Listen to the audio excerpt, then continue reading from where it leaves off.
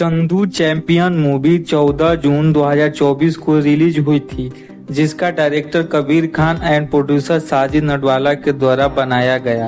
यह मूवी 2 घंटा 22 मिनट की है, जिसकी बजट 70 से 140 करोड़ तक बताया गया। यह वर्ल्ड वाइड कलेक्शन 88.73 करोड़ की है।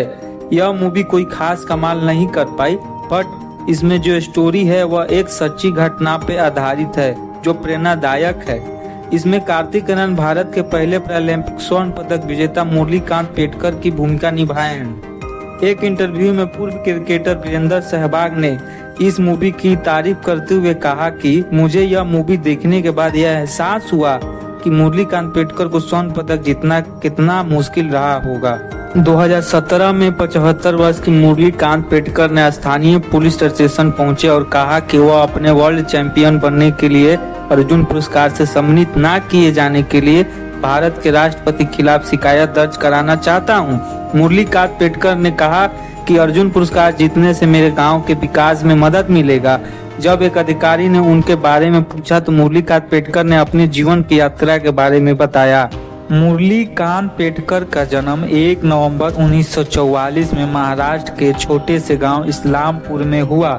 छोटी सी ही उम्र में मुरलीकांत में भारत के लिए स्वर्ण पदक जीतने का सपना विकसित हो गया, जिस कारण से उनके आस पड़ोस में रहने वाले मजाक उड़ाते और उनके पिताजी भी उन्हें डांटा करते।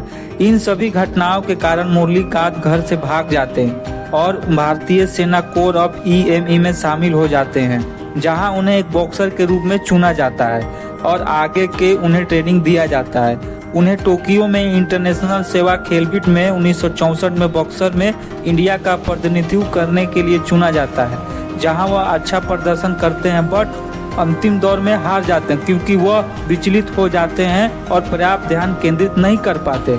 अपने क्षमता के बावजूद उनकी हार से निराश होकर कोच टाइगर अली ने उन्हें आगे की ट्रेनिंग करने से मना कर दिया।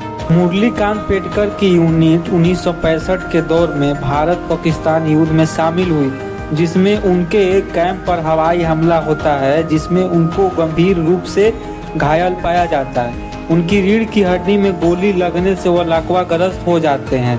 उस युद्ध में घायलों को अस्पताल में भर्ती कराया जाता है, जहां अपनी हालात से निराश होकर और यह सोचकर कि वह कभी ओलंपिक स्वर्ण पदक नहीं जीत सकते, वह जीवन से हार मान लेते हैं और आत्महत्या का प्रयास करते हैं।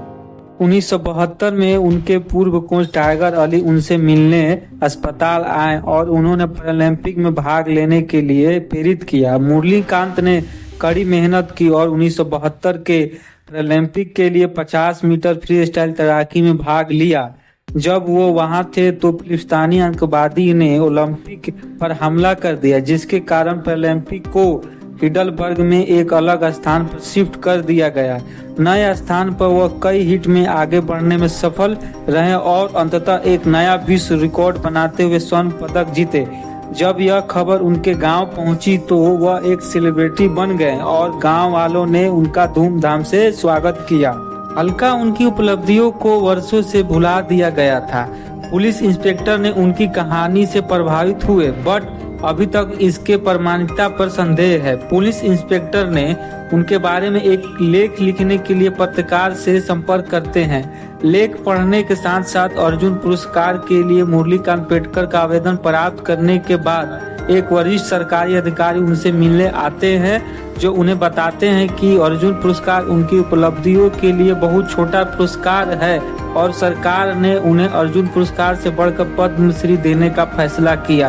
20 मार्च 2018 को उन्हें भारत के राष्ट्रपति से पद्मश्री पुरस्कार से सम्मानित किया गया। अंततः हमें यह सीखना चाहिए कि मुरलीकांत पेटकर की प्रेरक कहानी जीवन में आने वाली सभी उतराव चढ़ाव, सभी बाधाओं और हर मजाक को पार करते हुए एक सार्थक और करारा जवाब है।